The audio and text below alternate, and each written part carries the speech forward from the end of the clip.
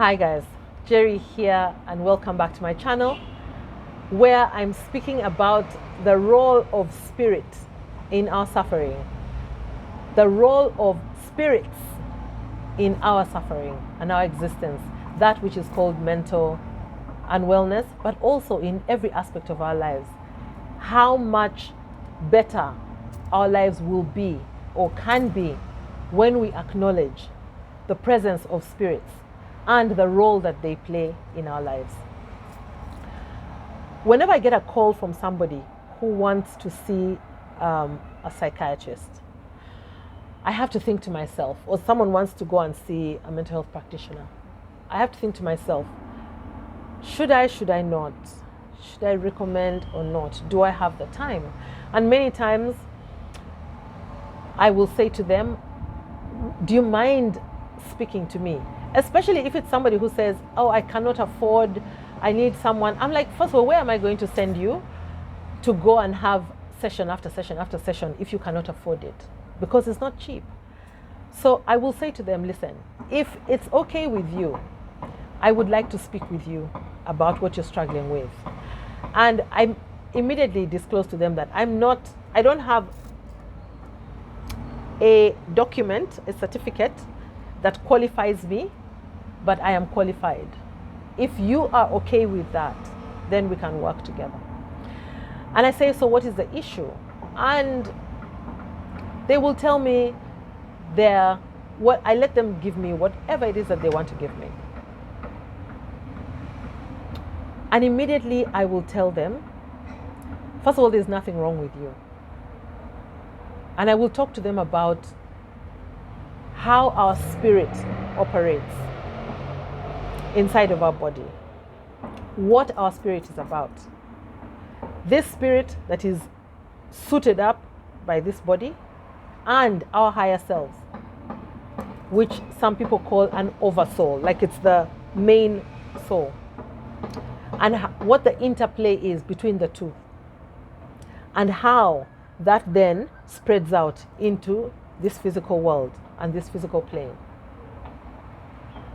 I don't talk about the issue itself, but what is the bigger picture? What is the experience that we're having? What is involved and which direction should we be looking? When a person says they're suffering from depression, they are simply disconnected from that higher self.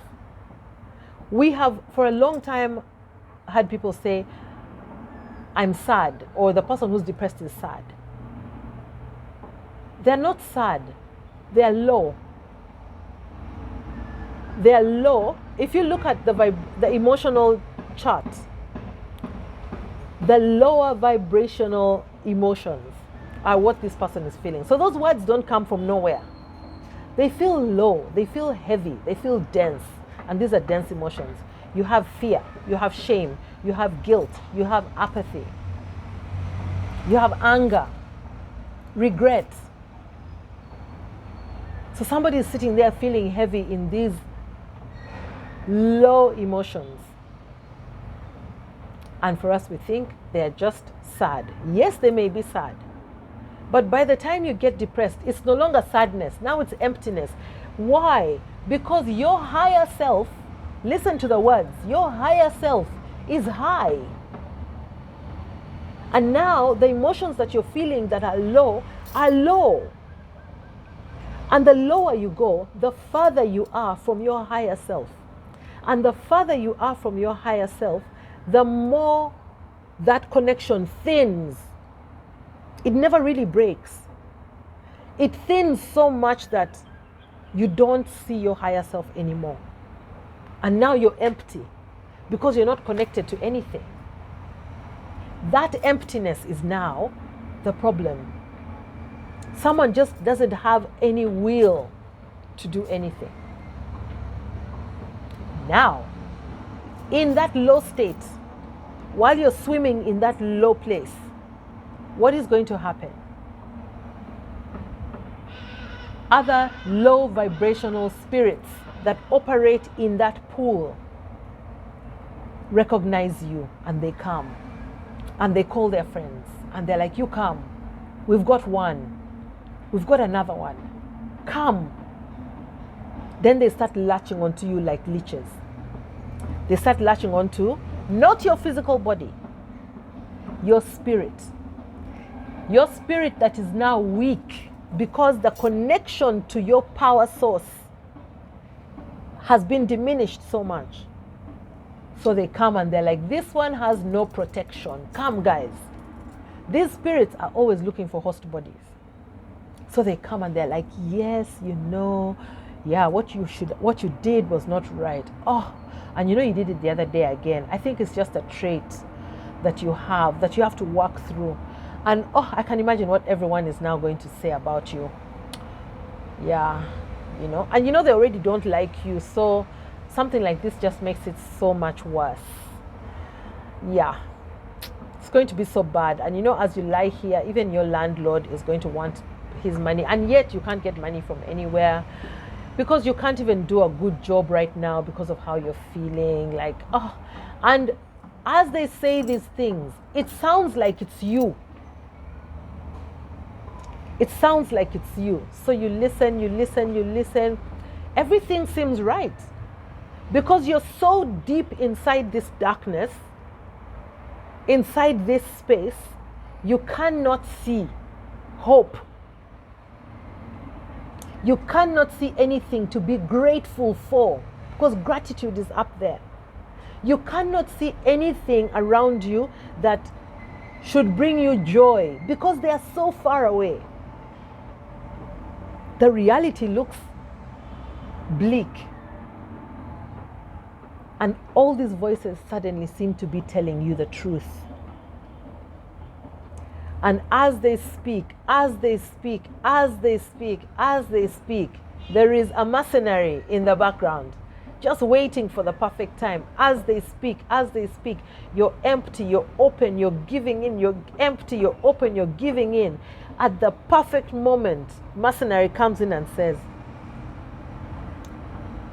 I think you should just die. I think I should just die. And then, depending on how deep you are, you'll be like, yes, I think that's the only answer, because I see no hope, I see no joy, there's no one can understand me. Oh, at least when I'm dead, they don't have to be ashamed of me. When I'm dead, they can be rid of my burden. When I'm dead, the idea has been planted. Hence the word suicide ideation. I don't know who came up with this word suicidal ideation, because they know something that they're not telling us. The first time I heard about the suicidal ideation, I was on a Zoom call about suicide. And this gentleman is speaking, and then he said, so when I got the suicide ideation, I was parked somewhere, I was really bored. I was like, what? Ideation? Oh my God, it is an idea that's planted. When you have an idea planted, do you say, oh, I came up with this thought? Never. You acknowledge that it has come from somewhere and suddenly this idea dropped in your head. You know that. But when it's suicide, no one is saying, oh my God, the thought came from far and dropped in my head. It wasn't my thought. We own it because of where we are. And because these spirits have convinced us that this is us talking. They have marinated themselves inside of us, or we've marinated ourselves in their world so much so that it starts to ring true. So when you have to go to work the next day, you kind of drag yourself. You're like, oh, let me just go. You go through the motions. And maybe when it's too much, when you cannot contain it anymore, you ask to see somebody. So when you go to the therapist, they'll say, what are you feeling? What brought this on? Oh, I was driving and I just started feeling like, oh, I have an assignment, I've not worked on it, and then my husband is not talking to me, and the therapist will say, okay, let's go through. Do you really think that the assignment is that important that it should control your life? Well, no, but okay, yes, so let's work through that. Do you think your husband, what can you do to make yourself happy? Maybe you should go for a massage. Maybe you need to spend some time with yourself. Maybe you should write down some words of affirmation so that you can see that, you're not the problem. And then you bring yourself back up. It works, but only for a moment. Then you have to go back. When you feel bad again, you have to go back to the therapist. What I say to people is, listen, don't waste too much time. This is what's happening to your spirit. This is where your spirit is lost. And now everything in your world appears that way. Because what your spirit is perceiving has to manifest in your physical. That is part of the experience. What will it look like when I'm out of alignment? How will the body respond when I'm out of alignment? What will my world be like when I'm out of alignment? What are those voices I'm hearing that are not mine? They're not yours. And when you tell a person who is actually going through that, those are not your voices. Those are spirits, opportunistic spirits that are looking for host bodies. And they can only come to bodies that have a vibrational match. Like you have a wound that they can latch onto. Electric cars. Okay, I don't know if that's the best analogy. Yes, I found one. The fuel pump, okay? And the gas tank on the car. If you have a fuel pump, a fuel nozzle, take it from the pump and bring it to the car. You can place it on any part of the car and release the fuel. It's going to spill outside. Not so? Why? Because there is no connector of that nozzle so that the fuel can enter inside. There is no connector. As you move around the car with it, you will find that little thing. You open it and suddenly nozzle goes in, and now you can release fuel in that car. And the car will know that, okay, we are now ready to move. If you put petrol in a petrol tank, the car will be happy. The better the quality of petrol you put in the petrol tank, the car will be happier. The poorer the quality of petrol that you put in, the car will struggle. That is the quality of emotion that you're putting in. Should you bring a nozzle that is diesel and you find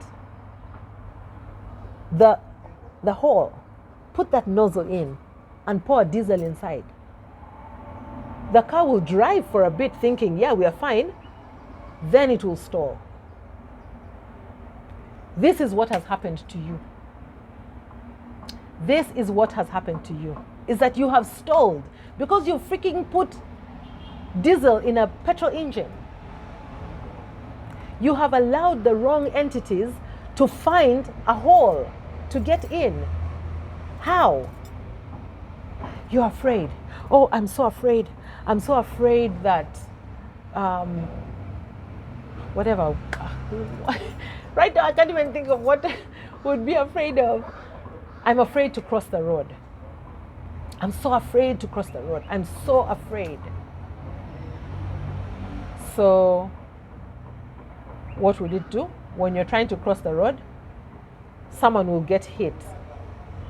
And this spirit will say, do you see? Do you see? That's why you should never cross the road. But it doesn't say that's why you should never cross the road. It says, because it's part of you now, it says, that's why I should never cross the road. It's speaking in first person. That's why I should never cross the road. Or that's why we should never cross the road. But when it says we never really decipher. that, who's we? It's just like in the Bible, in Genesis, when it says, we are gods, or they will become gods like us if they eat of the fruit of the tree of life. Then I always hear people saying, what do they mean by we? What do they mean by gods?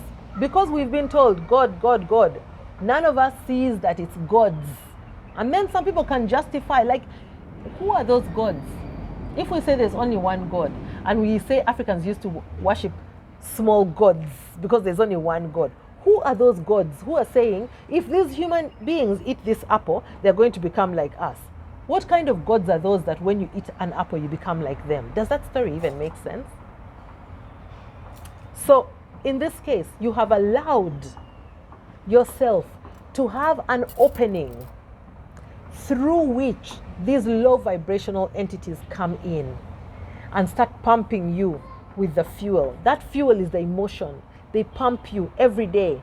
And then the more they pump, the more another nozzle, another hole opens.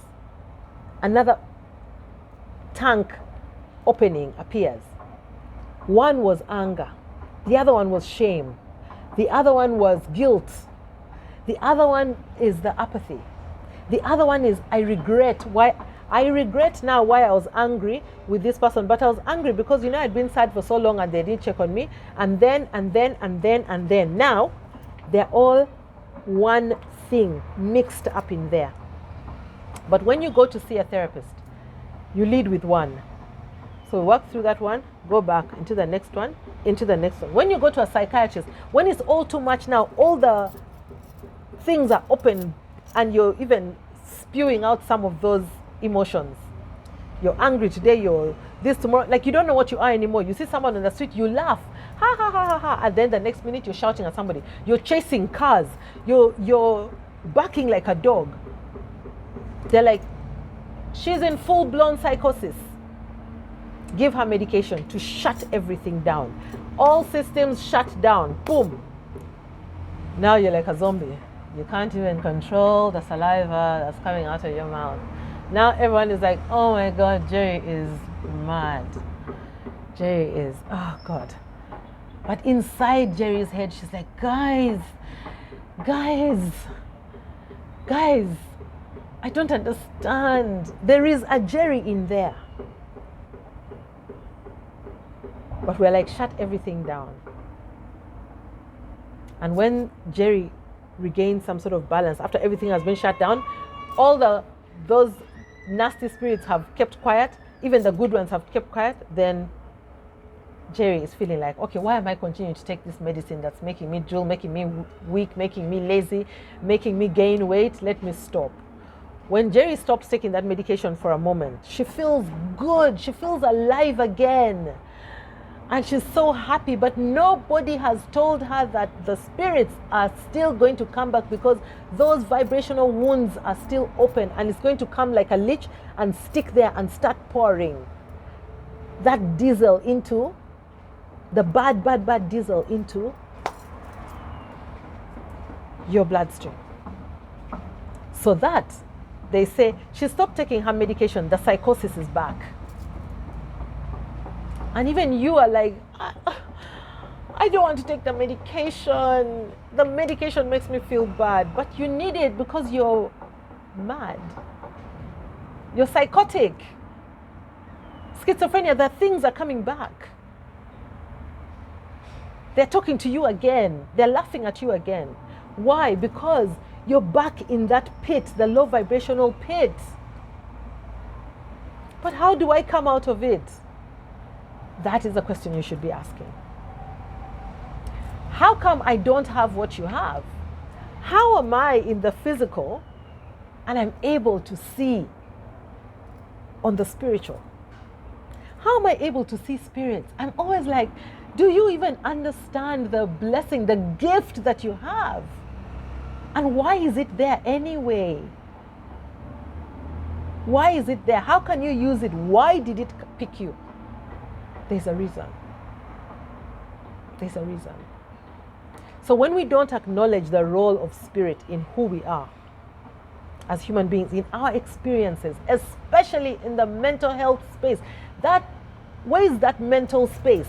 That mental space is a spiritual space, guys. That thing we keep saying, mental health, mental health. It's very much spirit health.